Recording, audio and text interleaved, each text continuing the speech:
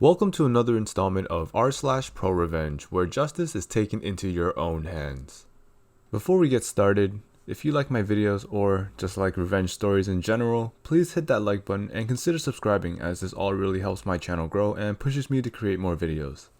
Now let's move on to our first story of the day, which was posted by Red Berry Berry. Sticking a girl who's been using me with a fat bill. I've really liked this girl for a while that I met at a lifeguard certification course.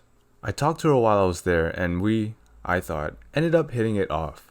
We exchanged numbers and social media and all that, and we messaged for a few weeks before I asked her out to a movie, which she accepted.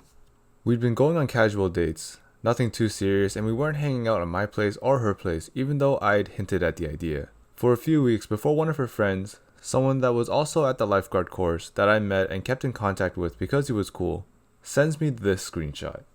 "Aren't you and OP going out now?" "Not really, but as long as he keeps paying for everything, I'll let him take me out more. Girls gotta eat." "Aw, why you gotta do him like that?" And she replies with a couple shrugging emojis. He said he felt bad for me because I was nice and she does this often with other dudes. After seeing this, I asked her to go on a nice date with me to a hibachi grill restaurant. $20 to $40 plates and premium desserts are served here. I got the most expensive thing they had, and so did she. We both got fancy ice cream and multiple refills on drinks. I complimented her a lot and smiled consistently before getting up to go to the bathroom and leaving. I was also her ride. About 45 minutes after, I get furious texts from her saying that she had to have her mom come down and pay for it because she didn't have the money on her and that we were done. I know it's not a lot and it sucks because I thought she was actually into me, but it felt pretty nice leaving her that way. Heartbreak is never an easy pill to swallow. However, I'm questioning this friend of hers. Why would he send you that screenshot? It could be that he was genuine and nice, but he may have also had a crush on her and faked the entire message just to break you two up. I guess we'll never know. Our next story was posted by peculiar_liar. Get me fired? Say goodbye to your bonus and promotion. This happened a good long while ago. I was in high school and got a job at one of the big box stores in the computer department. This store chain had an in-house technician department, which was always where I wanted to go. After busting my butt in sales for 2 years, putting up with rude customers, silly rules, and all the other glorious trappings of retail job, I finally got a chance to be promoted to the technician department. It was not as glamorous as I thought it would be. I quickly found out that most of the repairs consisted of running the prepackaged antivirus suite, updating Windows, and doing data backups prior to wiping computers clean and reinstalling them. I always liked tinkering with hardware more. But since 80% of customers had laptops and those repairs were deemed too complicated by corporate, we would just send the laptops out to get repaired by the third-party vendor. It was still better than sales by a long shot, and we had a great team working in the technician area, except for one dude. Let's call him Mike. He always behaved like his crap smelled like roses. He was technically a lead technician, and even though that just meant he had a little more authority, he had access to a corporate account to arrange shipments of computers to and from our store. He was acting like he was the manager of the department. Nevertheless, our actual manager was a splendid dude that took care of us, and as such, Mike's rudeness did not bother any of us that much. Fast forward a little, and our awesome manager found a much better job.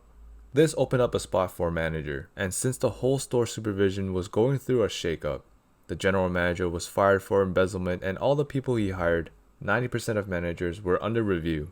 This led to everyone trying their hardest not to F up, and the GM decided that since our department was one of the best in the district, he would not try to hire an outsider but will promote from within. Now, Mike was working at this store for almost 10 years at that point, and a couple of people that started working with him as sales associates were by this point managers and assistant managers. One of them, Brittany, was an assistant manager in charge of customer service and checkout. One of the conditions for Mike's official promotion to manager was to keep the #1 spot in the district performance-wise. One of the key metrics was the rejection rate from our third-party vendor. If we mistakenly sent them a software problem to fix, they would charge us extra. Mike started obsessing about the numbers, especially when it came to the rejection rate. He insisted that we would spend extra time to confirm issues, even when there were recalls from manufacturers for these items. I hated this bureaucracy, since it meant that people needed to wait almost the maximum allowed time to get their computers back. So a few times I skipped the extra diagnostics when I knew for sure the problem was hardware. One day, Mike decided to do an audit on all outgoing machines and found out that I've sent 4 units skipping the extra checks. He told me that he will write me up for it, but when he tried, GM told him that he is not a manager yet, and I have shown to the GM that I follow the corporate procedure in diagnosing these units. I thought that was the end of this, but I was sorely mistaken. Mike hated that I showed GM that Mike's procedures was inefficient and that he was denied power over me. About a month later, I got a call from Mike asking if I could come to the store on my day off because there was an issue with a customer. When I came in, I was greeted by Mike with a poop-eating grin, and he told me to wait in the back and not to work on any computers. After about an hour, Mike and Brittany come in to ask me to head to the front office. They started an official write-up process and claimed that I have made a mistake creating a backup of a customer's data and have placed the DVD with no data on it into the box that was returned to the customer and then wiped his PC clean.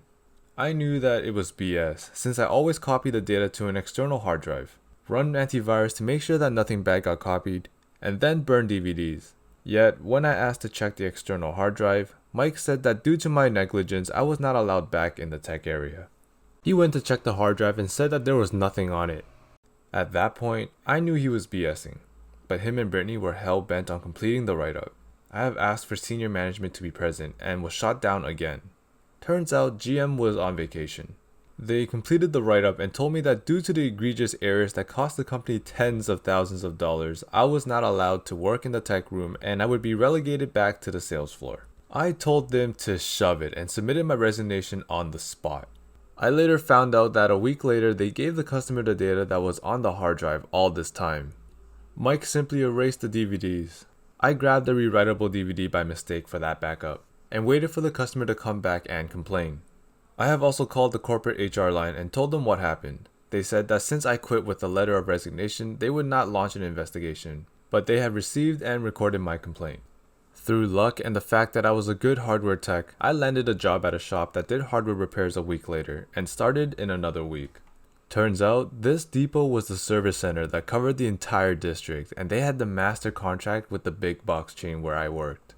Since I have worked as the tech in that store, I was more than familiar with the labeling and ticketing system. For tracking purposes, the label included the store and technician number. After a couple of weeks, I gathered some goodwill at my new job and started trading the units with my colleagues to work on as many units from my old store as possible. Over the next 3 months, I made sure that every single unit sent in by Mike would come back with an extra charge.